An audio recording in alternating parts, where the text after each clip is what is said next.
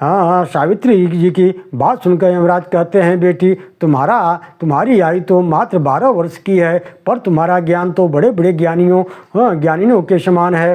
तुम साक्षात भगवती सावित्री की कला से उत्पन्न हुई है, इसलिए मैं तुमसे प्रसन्न हूँ। जो इच्छा हो वह वरदान मांगो। सावित्री जी कहती हैं, प्रभु मुझे 100 पुत्र प्राप्त हो तथा साथ ही मेरे पिता को भी 100 पुत्र प्राप्त हो, और तीसरा मेरे ससुर के नेत्र में ज्योति आ जाए, और अंतिम वरदान ये दीजिए कि मैं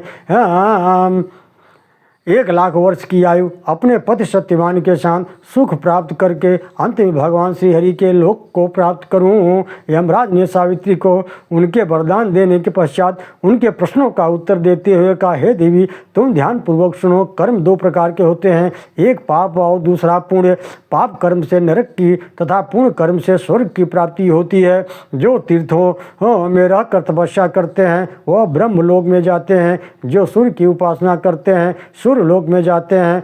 जो भगवती की भक्ति करते हुए मणिद्वीप में जाते हैं। जो देवताओं का मंदिर बनवाते हैं उस देवता के लोक में निवास करते हैं। जो व्यक्ति तालाब खुदवा कर दान देते हैं उनके सभी पाप नष्ट हो जाते हैं। जो व्यक्ति पीपल का पेड़ लगाकर पूजा करते हैं वे तपोलोक में पहुंचते हैं और जहां 1000 वर्षों तक निवास करते हैं। जो व्यक्ति भगवान नारायण के निमित्त से विमान आदि का दान करता है वही 1 मन तक विश्वलोक में निवास करता है। हमने जो कर्म किया है वह करोड़ों कल्प बीत जाने पर भी फल अवश्य देता है।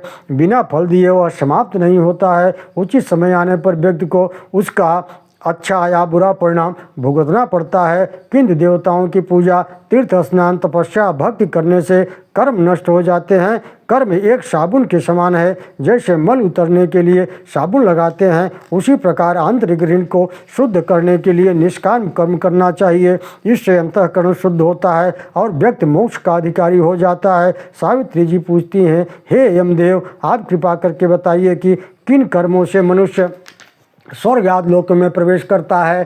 धर्मराज कहते हैं, सावित्री, जो व्यक्ति ब्राह्मण को अन्न का दान करता है अनंत दिनों तक शिवलोक में वास करता है। अन्न दान से बड़ा कोई दान नहीं है, क्योंकि इससे भूखे व्यक्ति को तत्काल तृप्ति हो जाती है। और सबसे बड़ी बात कि अन्न दान करते समय कभी भी पात्र कुपात्र की परीक्षा नहीं करनी चाहिए, क्योंकि यह अन्न का सर्वोत्तम अधिकारी कौन है। इस संदर्भ में शिव पुराण में लिखा है, अन्नस्य क्षुधि तम पात्रम, भूखा ही अन्नदान का सर्वोत्तम अधिकारी है। जो ब्राह्मण को छाता दान करता है 1000 वर्ष तक वरुण लोक में निवास करता है। जो ब्राह्मण को शालिग्राम मूर्ति का दान करता है वह वैकुंठ लोक में वास करता है। जो व्यक्ति पूर्णिमा की रात को देव उत्सव मनाता है वह जीवन मुक्त हो जाता है। जो व्यक्ति किसी ब्राह्मण की कन्या का अपने खर्च से विवाह कर देता है वह इंद्र के पद को प्राप्त कर लेता है। कौन से कर्म करने से क्या फल मिलता है? सावित्री पूछती है, जो व्यक्ति शिवरात्रि का व्रत करता है वह 7 मनवंतरों तक शिवलोक में रहता है। जो व्यक्ति शिवरात्रि की तिथि को शिवलिंग पर बिलपत्र चढ़ाता है और जितने भी बिलपत्र हों उतने 1000 वर्षों तक वह शिवलोक में वास करता है। जो व्यक्ति पूरे माघ मास में कुछ दिन ही भगवान शिव की पूजा करता है वह अनेक युगों तक शिवलोक में वास करता है। शरद ऋतु में के नवरात्र में अष्टमी तिथि से प्रारंभ कर 1 पक्ष तक जो निरंतर महालक्ष्मी की पूजा करता है वह 14 इंद्र के समय तक गोलोक धाम में निवास करता है।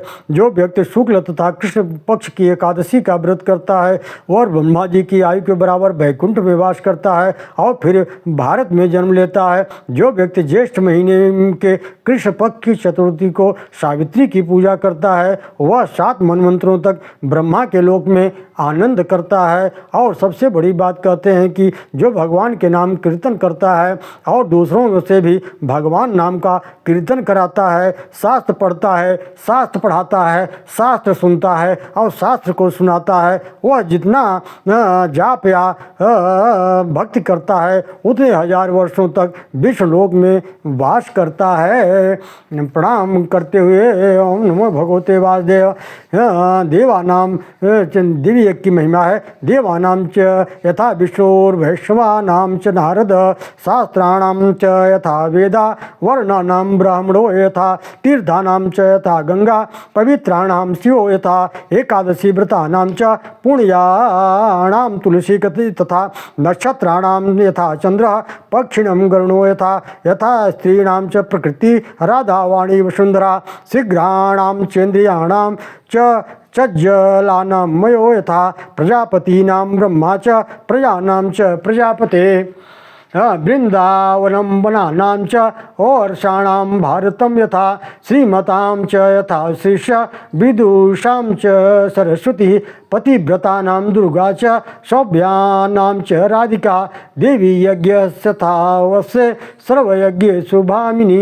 हे वस्त हे भामिनी, जिस प्रकार देवताओं में विष्णु, विष्णु भक्तों में नारद, शास्त्रों में वेद, वर्णों में ब्राह्मण, तीर्थों में गंगा, पुण्यात्मा पवित्र में शिव, व्रतों में एकादशी, पुष्पों में तुलसी, नक्षत्रों में चंद्रमा, पक्षियों में गरुण, स्त्रियों में मूल प्रकृति राधा, सरस्वतीता पृथ्वी, शीघ्रगामिता, चंचल इंद्रियों के में मन, प्रजापतियों में ब्रह्मा, प्रजाओं में राजा, वनों में वृंदावन, वर्षों में भारतवर्ष, श्रीमान लोगों में श्री, विद्वानों में सरस्वती, पतिव्रताओं में भगवती दुर्गा, सौभाग्यवती श्री कृष्ण भार्या में राधा सर्वोपरि है। उसी प्रकार समस्त यज्ञों में देवी यज्ञ श्रेष्ठ है। धर्मराज सावित्री को कहते हैं कि देवी, अशुभ कर्मों का फल नरक है।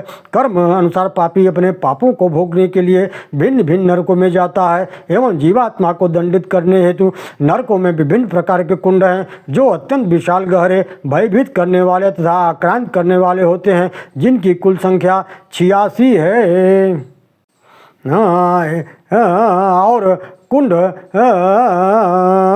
ये समस्या के दूत पापी प्राणियों को उनकी मृत्यु निकट आने पर दिखाई पड़ते हैं, किंतु शक्ति, सूर्य तथा गणपति के उपासकों एवं अपने कर्मों में लगे रहने वाले पुण्यशाली सिद्धों तथा योगियों को वे दिखाई नहीं पड़ते। इसी प्रकार जो सदा अपने धर्म में लगे रहते हैं, जिनका हृदय विशाल है, जो पूर्ण स्वतंत्र हैं तथा जिन्हें स्वप्न में या कभी भी अपने इष्ट देव का दर्शन हो चुका है, ऐसे वैष्णवजनों को वे बलवान तथा निशंक यमदूत कभी दिखाई नहीं पड़ते। बोलिए भक्त वत्सल भगवान की जय। ओम नमो भगवते वासुदेवाय। ओम नमो भगवते वासुदेवाय। सज्जनों, अब माता लक्ष्मी के प्राकट्य की कथा है, चलते हैं कथा की तरफ।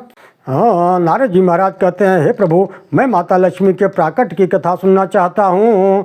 भगवान नारायण कहते हैं, नारद जी, सृष्टि के आरंभ में राजमंडल के बीच भगवान कृष्ण के वाम भाग से राधा जी प्रकट हुए। वे बहुत सुंदर थी, वे 14 वर्ष की सी प्रतीत हो रही थी। फिर भगवान कृष्ण की इच्छा से वे देवी 2 रूप में विभक्त हो गई। उनके वाम अंश से महालक्ष्मी प्रकट हुई और दाहिने अंग से राधिका जी स्वयं विराजमान रही। पहले राधिका जी ने 2 भुजाओं वाले श्री कृष्ण को अपने पति के रूप में स्वीकार कर लिया। बाद में लक्ष्मी जी ने उन्हें भगवान कृष्ण को पति बनाना चाहा। तब उन्हें आदर देने के लिए श्री कृष्ण भगवान 2 रूपों में विभक्त हो गए। वे अपने दाहिने अंश में 2 भुजाधारी कृष्ण बने और वाम से 4 भुजाधारी श्री विष्णु बने। और श्री कृष्ण ने चतुर्भुज का रूप धारी भगवान विष्णु को लक्ष्मी जी को सौंप दिया।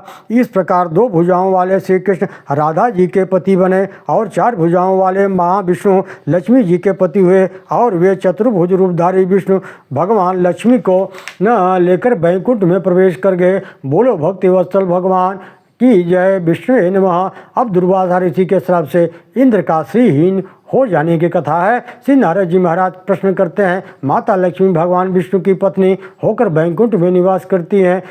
सो तो मैंने जान लिया, लेकिन अब कृपा करके बताइए कि वे समुद्र की पुत्री कैसे बनी। भगवान श्री हरि नारायण कहते हैं, नारद जी, एक समय की बात है, तपस्वी दुर्वासा जी कैलाश की ओर जा रहे थे। रास्ते में उन्होंने देवराज इंद्र मिल गए। अरे इंद्र ने जब दुर्वासा जी को देखा तो ऐरावत हाथी से उतरकर उनको साष्टांग प्रणाम किया और उस समय भगवान विष्णु के द्वारा दी गई पारिजात के पुष्पों की माला दुर्वासा जी ने इंद्र को भेंट कर दिया। किंतु इंद्र ने उसे अहंकारवश अपने ऐरावत हाथी के मस्तक पर रख दिया। ऐरावत ने सूंड से उसको पैरों के नीचे पटक दिया और उस दिव्य माला का जब तिरस्कार देखा तब दुर्वासा ऋषि ने क्रोध में आ गए और उन्होंने इंद्र को श्राप दे दिया कि जिस लक्ष्मी के मद में तू इतना चूर हो रहा है, वह लक्ष्मी तुम्हें छोड़ करके, स्वर्ग छोड़ करके वैकुंठ को चली जाएंगी। दिव्य पारिजात के स्पर्श से ऐरावत भी दिव्य हो गया था, अतः वह भी इंद्र को छोड़कर चला गया। देवराज इंद्र के पतन का कारण उनका मद और अहंकार है, इसलिए व्यक्ति को मद और मत्सर और अहंकार से दूर रहना चाहिए। इसीलिए तुलसीदास जी लिखते हैं, नहीं को वस जन्मा जग माही, प्रभुता पाए जाए मद नाही। देवराज इंद्र को जब कहीं इसको शाप का समाधान नहीं मिला पाया तो वे भगवान नारायण के पास गए। भगवान नारायण ने कहा, हे देवराज, सभी देवताओं का तेज समुद्र में समाहित हो गया है, इसलिए तुम दैत्यों को अपना मित्र बना करके समुद्र मंथन करो, उसी के परिणाम स्वरूप तुम्हें दिव्य तेज की प्राप्ति हो जाएगी। अब समुद्र मंथन कैसे हो? भगवान ने कहा, जाओ, जा करके दैत्यों का सहयोग लो और दैत्यों का सहयोग करके समुद्र मंथन करो। भगवान सहयोग करो। सर्प जैसे चूहा दोनों पकड़ गए। अब सर्प जानता है अगर चूहे के खा लेंगे तो बाहर नहीं निकल पाएंगे, तो बस इस रस्सियों के जाल को काट दो, हम दोनों बाहर निकल आएंगे। चूहे ने जैसा ही उस जाल को काटा, ये दोनों ही बाहर निकल आए और बाहर आने के बाद सर्प ने चूहे का ही भक्षण कर लिया। इसे कहते हैं अहि मूषक न्याय है।